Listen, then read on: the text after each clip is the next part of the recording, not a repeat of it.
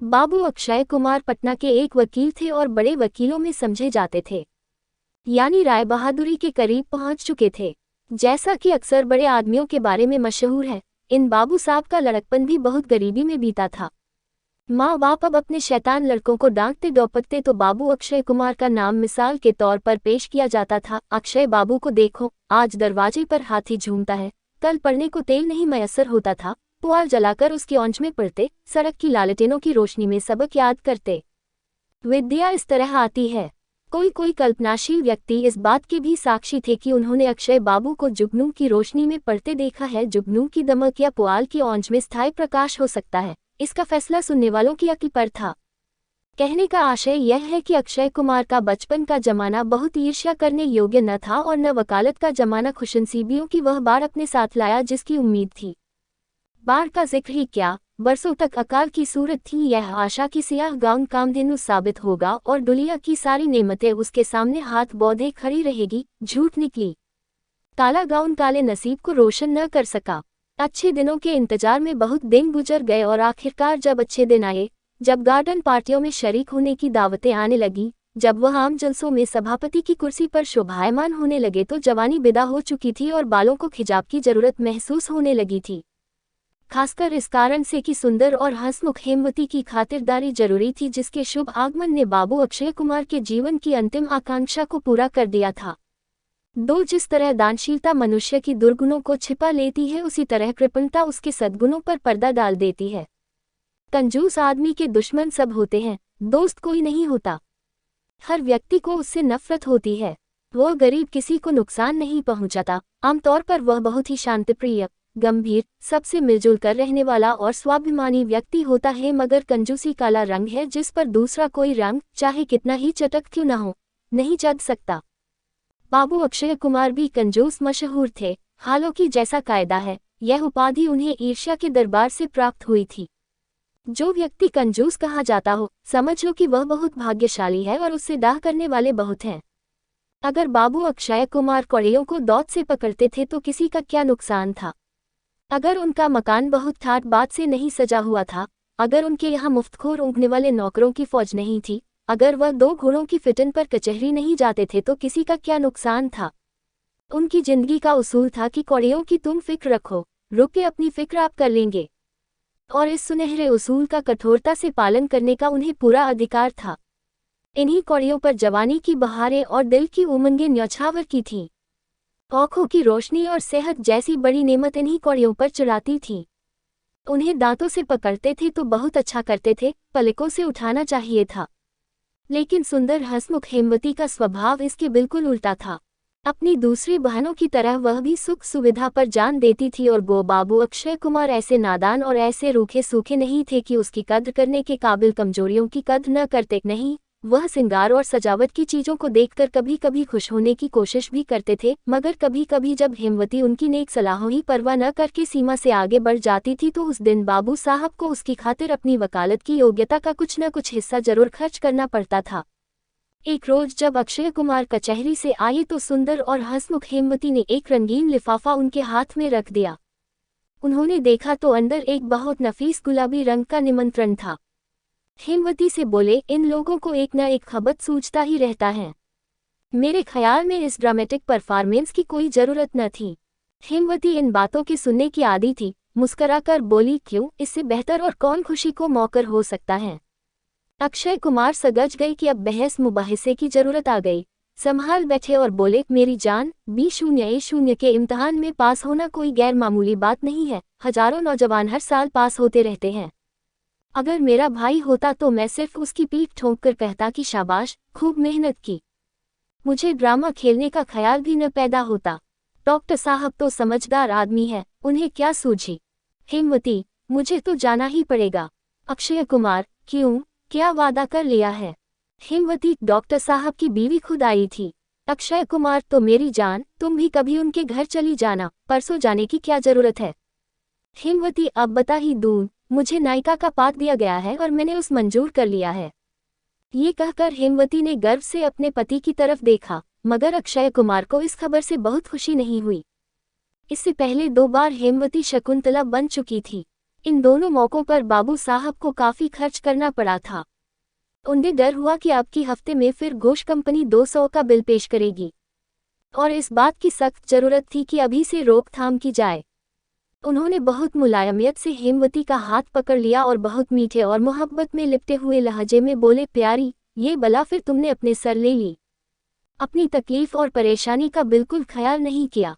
ये भी नहीं सोचा कि तुम्हारी परेशानी तुम्हारे इस प्रेमी को कितना परेशान करती है। मेरी जान, ये जलसे नैतिक दृष्टि से बहुत आपत्तिजनक होते हैं।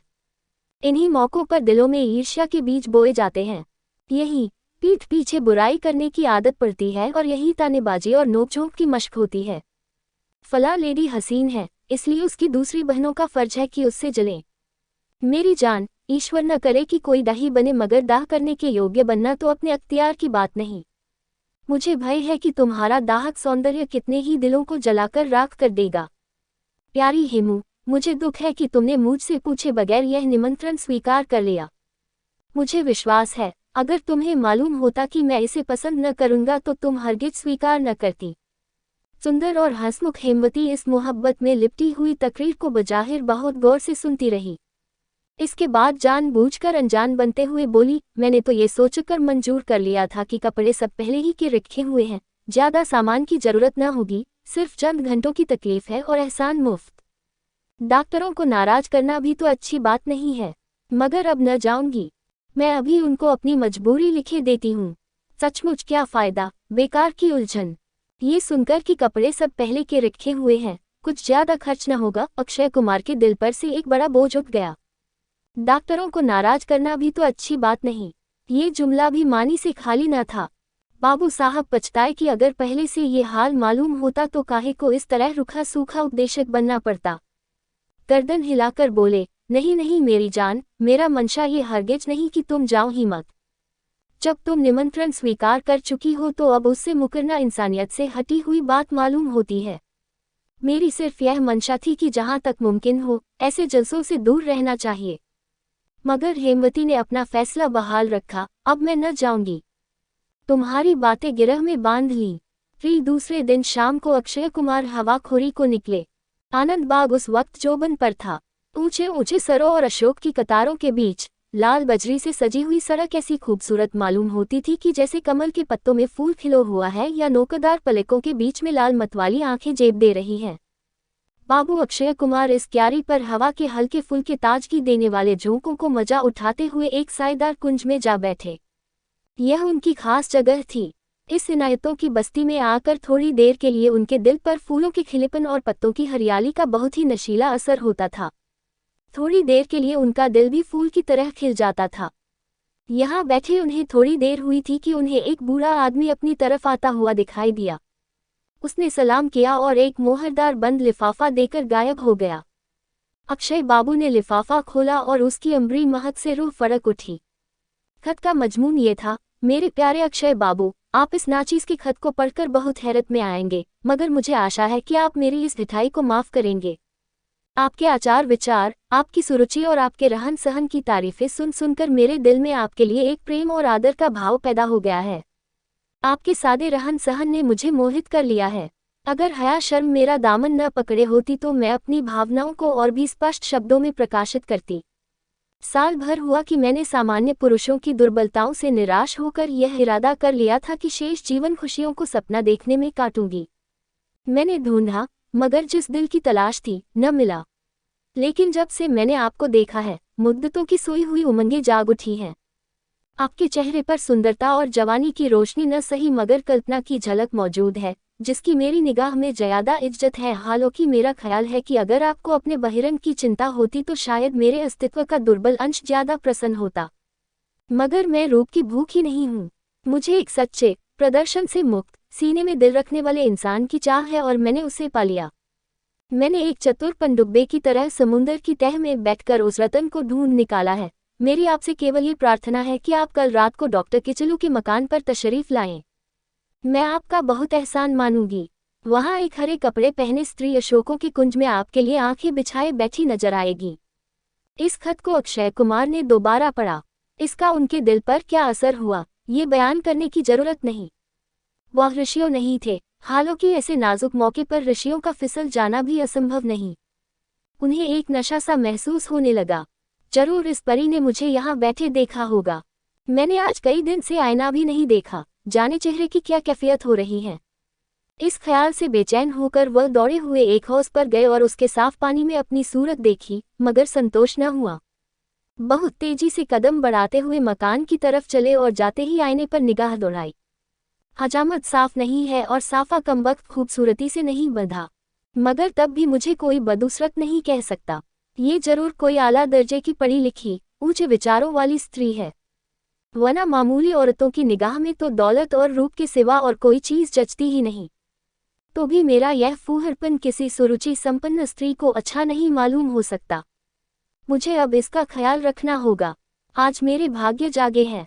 बहुत मुद्दत के बाद मेरी कद्र करने वाला एक सच्चा जौहरी नजर आया है। भारतीय स्त्रियों शर्म और हया की पुतली होती हैं।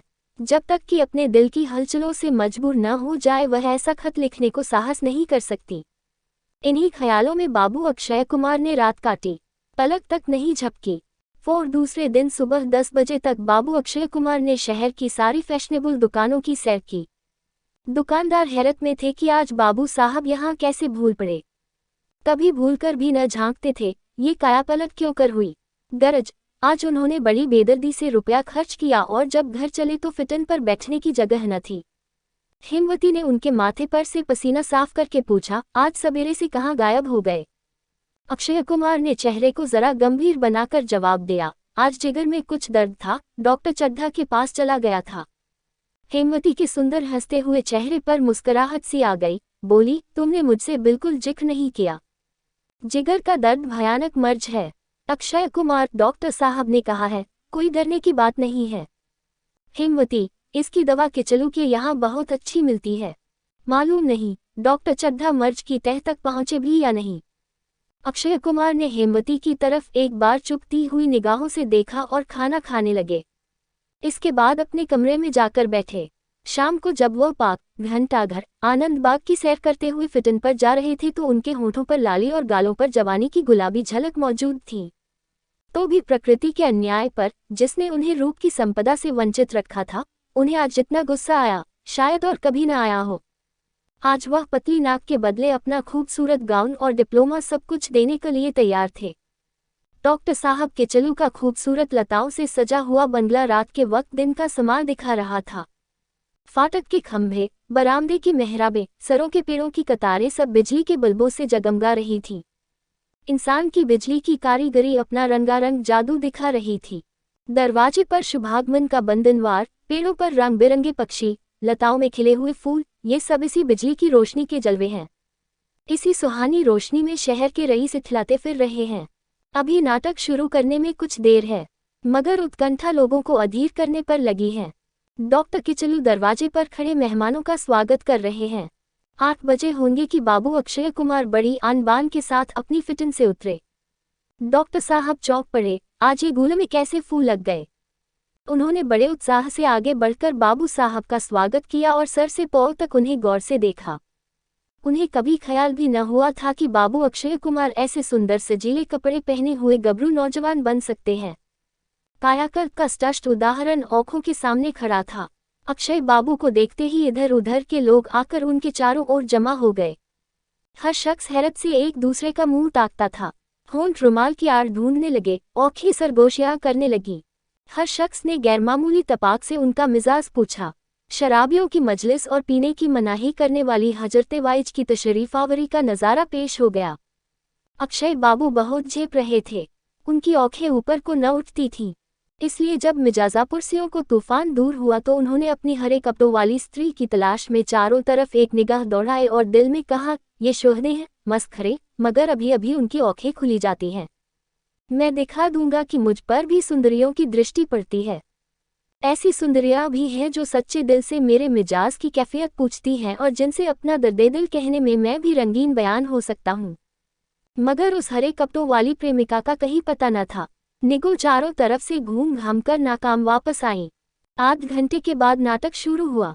बाबू साहब निराश भाव से पैर उठाते हुए थिएटर हॉल में गए और कुर्सी पर बैठ गए। बैठ क्या गए, गिर पड़े। पर्दा उठा। शकुंतला अपनी दोनों सखियों के साथ सिर पर घड़ा रखे पौधों को सींचती हुई दिखाई दी। दर्शक बाग बाग हो गए, तारीफों के नार नाबुलंद हुए। शकुंतला का जो काल्पनिक चित्र खींच सकता है, वह आंखों के सामने खड़ा था। वही प्रेमिका का खुलापन, वही आकर्षक गंभीरता, वही मतवाली चाल, वही शर्मीली आंखें।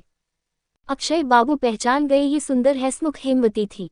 बाबू, अक्षय कुमार का चेहरा गुस्से से लाल हो गया। इसने मुझसे वादा किया था कि मैं नाटक में न जाऊंगी। मैंने घंटों इस समझाया, अपनी असमर्थता लिखने पर तैयार थी, मगर सिर्फ दूसरों को रिझाने और लुभाने के लिए, सिर्फ दूसरों के दिलों में अपने रूप और अपनी अदाओं को जादू फूंकने के लिए, सिर्फ दूसरी औरतों को जलाने के लिए उसने मेरी नसीहतों का और अपने वादे का, यहाँ तक कि मेरी अप्रसन्नता का भी जरा भी ख्याल न किया। हेमवती ने भी उल्टी हुई निगाहों से उनकी तरफ देखा। उनके बौकपन पर उसे जरा भी ताज्जुब न हुआ। कम से कम वह मुस्कुराई नहीं। सारी महफिल बेसुध हो रही थी, मगर अक्षय बाबू का जी वह न लगता था। वह बार बार उठ के बाहर जाते, इधर उधर बेचैनी से आंखें फाड़ फाड़ देखते और हर बार झुंझला कर वापस आते। जहाँ तक कि 12 बज गए और अब मायूस होकर उन्होंने अपने आप को कोसना शुरू किया, मैं भी कैसा अहमक हूँ। एक शौक औरत के चकमे में आ गया। जरूर इन्हीं बदमाशों में से किसी की शरारत होगी। ये लोग मुझे देख देख कर कैसा हंसते थे। इन्हीं में से किसी मस्खरे ने ये शिगुफा छोड़ा है। अफसोस, सैकड़ों रुपये पर पानी फिर गया। लज्जित हुआ सो अलग, कई मुकदमे हाथ से गए। हेमवती की निगाहों में जलील हो गया, और यह सब सिर्फ इन हाहियों की खातिर। मुझसे बड़ा अहमक और कौन होगा। इस तरह अपने ऊपर लानत भेजते। गुस्से में भरे हुए वे फिर महाफिल की तरफ चले कि एकाएक एक सरों के पेड़ के नीचे वह हरितवसना सुंदरी उन्हें इशारे से अपनी तरफ बुलाती हुई नजर आई। खुशी के मारे उनकी बौछें खिल गई, दिलो दिमाग पर एक नशा सा छा गया। मस्ती के कदम उठाते, झूमते और ऐंठते उस स्त्री के पास आए और आशिकाना जोश के साथ बोले, ए रूप की रानी, मैं तुम्हारी इस कृपा के लिए हृदय से तुम्हारा कृतज्ञ हूँ। तुम्हें देखने के शौक में इस अधमरे प्रेमी की आंखें पथरा गई, और अगर तुम्हें कुछ देर तक और यह आंखें देख न पाती तो तुम्हें अपने रूप के मारे हुए की लाश पर हसरत के आंसू बहाने पड़ते। कल शाम ही से मेरे दिल की जो हालत हो रही है, उसका जिक्र बयान की ताकत से बाहर है। मेरी जान, मैं कल कचहरी न गया और कई मुकदमे हाथ से खोए, मगर तुम्हारे दर्शन से आत्मा को जो आनंद मिल रहा है, उस पर मैं अपनी जान भी न्यौछावर कर सकता हूँ। मुझे अब धैर्य नहीं है। प्रेम की आग ने संयम और धैर्य को जलाकर खाक कर दिया है। तुम्हें अपने हुस्न के दीवाने से यह पर्दा करना शोभा नहीं देता। क्षमा और परवाना में पर्दा कैसा। रूप की खान और सौंदर्य की आत्मा, तेरी मोहब्बत भरी बातों ने मेरे दिल में आरजुओं का तूफान पैदा कर दिया है। अब ये दिल तुम्हारे ऊपर न्यौछावर है और यह जान तुम्हारे चरणों पर अर्पित है।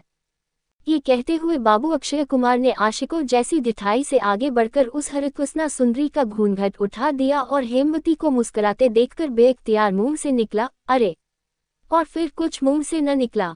ऐसा मालूम हुआ कि जैसे आंखों के सामने से पर्दा हट गया। बोले, ये सब तुम्हारी शरारत थी। सुंदर हंसमुख हेमवती मुस्कुराई और कुछ जवाब देना चाहती थी, मगर बाबू अक्षय कुमार ने उस वक्त ज्यादा सवाल जवाब का मौका न देखा। बहुत लज्जित होते हुए बोले, हेमवत, अब मुंह से खुद मत कहो, तुम जीती मैं हार गया। ये हार कभी न भूलेगी।